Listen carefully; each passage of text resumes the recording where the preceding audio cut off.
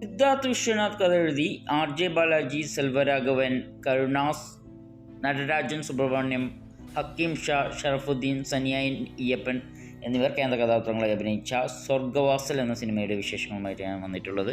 സിനിമയുടെ story full നടക്കുന്നത് ജയിലിൻ്റെ ഉള്ളിൽ വെച്ചിട്ടാണ്. ജയിലിലുള്ള സിനിമേൻ്റെ ആ ഒരു ഇതൊക്കെ നല്ല രസമുണ്ട്, നന്നായിട്ട് എടുത്തിട്ടുണ്ട്.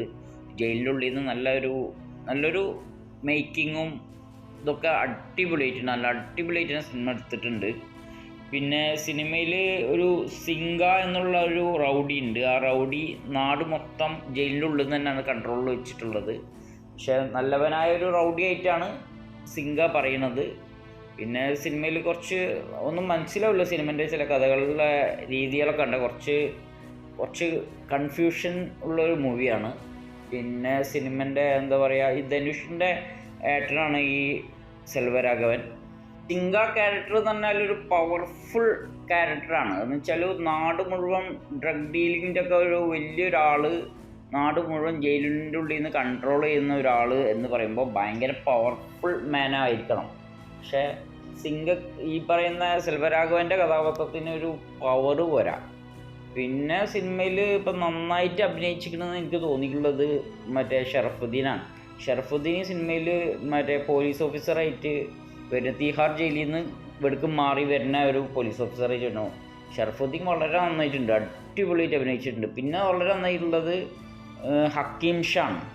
ഹക്കീം ഷാൻ്റെ ക്യാരക്ടർ അടിപൊളിയായിട്ടുണ്ട്.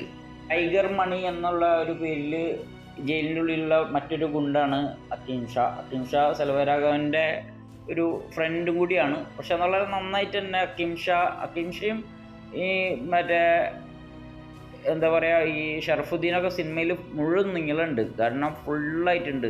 അത് വളരെ നന്നായിട്ട് തന്നെ അവരൊരു ക്യാരക്ടർ അവർ ചെയ്തിട്ടുണ്ട്. അതുപോലെ തന്നെ കരുണാസ് എന്ന് പറഞ്ഞാൽ മൂപ്പര് കട്ടബൊമ്മൻ എന്നുള്ള ഒരു ശക്തമായ ഒരു പോലീസ് ഓഫീസറിൻ്റെ കഥാപാത്രം ചെയ്തിട്ടുള്ളത്. വളരെ നന്നായിട്ട് കരുണാസ് ഈ സിനിമയിൽ ചെയ്തിട്ടുണ്ട്, നല്ല ശക്തമായിട്ട്. പിന്നെ അതുപോലെ തന്നെ മറ്റേ ഈ ആർ.ജെ. ബാലാജി കുഴപ്പമൊന്നുമില്ല, നന്നായിട്ട് തന്നെ അഭിനയിച്ചിട്ടുണ്ട്. ആർ.ജെ. ബാലാജിൻ്റെ കഥാപാത്രം വളരെ നന്നായി. പിന്നെ സിനിമയിൽ ഓരോ കഥാപാത്രവും കുറേ പേരറിയാത്ത കുറേ കഥാപാത്രങ്ങളൊക്കെ നന്നായിട്ട് തന്നെ സിനിമയിൽ ചെയ്തിട്ടുണ്ട്. സിനിമേൻ്റെ സംഗതിയൊക്കെ വളരെ നല്ലതാണ്, പക്ഷേ കുറേ അപാകതകളുണ്ട് സിനിമയിൽ. സിനിമേൻ്റെ സംഗതികൾ മൊത്തം ഒരു രാഷ്ട്രീയ കളികളാണ്, അത്രമാത്രം അല്ല. ഒരു സിനിമ ആയിട്ട് ഈ സിനിമ നമുക്ക് കാണാൻ പറ്റില്ല. ശരിക്കും പറഞ്ഞാൽ സിനിമയ്ക്ക് ഒരു ക്ലൈമാക്സ് വരുന്നില്ല.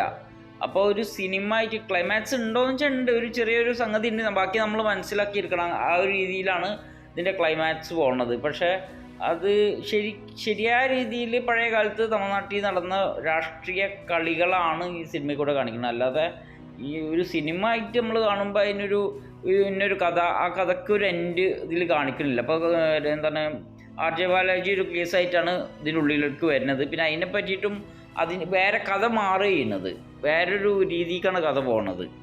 ഈ സിനിമ ഭയങ്കര ത്രില്ലടിപ്പിച്ചിട്ടാണ് മുന്നോട്ട് പോവുക. അത് ഭയങ്കര ത്രില്ലിംഗ് ആയിരിക്കും. അങ്ങനെ ഓരോ സ്റ്റെപ്പായി നല്ല ത്രില്ലായിട്ടാണ് പോവുക. പിന്നെ അത് ഇതിൻ്റെ കഥ എങ്ങോട്ടാണ് പോകണമെന്ന് ഒരു പിടുത്തം കിട്ടൂല. അതാണ് സിനിമേൻ്റെ ആകെക്കൂടി ഒരു മോശം രീതിയിൽ സിനിമേൻ്റെ ഒരു ഇത് തോന്നുന്നു. പക്ഷേ അത് മനസ്സിലാക്കി എടുക്കണം, അങ്ങനത്തെ ഒരു മൂവിയാണത്. പിന്നെ ഈ സിനിമ അത്രക്ക് മോശം എന്ന് പറയാനൊന്നുമില്ല, പക്ഷേ ഒരു പ്രത്യേകതരം മൂവിയാണ്.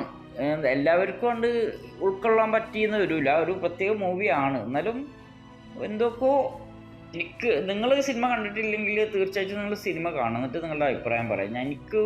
എൻ്റെ അഭിപ്രായം എങ്ങനെയാണ്, ഓരോരുത്തർക്കും ഓരോ അഭിപ്രായമാണ്. അപ്പോൾ നിങ്ങളുടെ അഭിപ്രായം പറയാം. പുതിയ സിനിമാ വിശേഷങ്ങൾ ഉടൻ തന്നെ വരും. അപ്പോഴേക്കും എല്ലാവർക്കും നമസ്കാരം, ബൈ.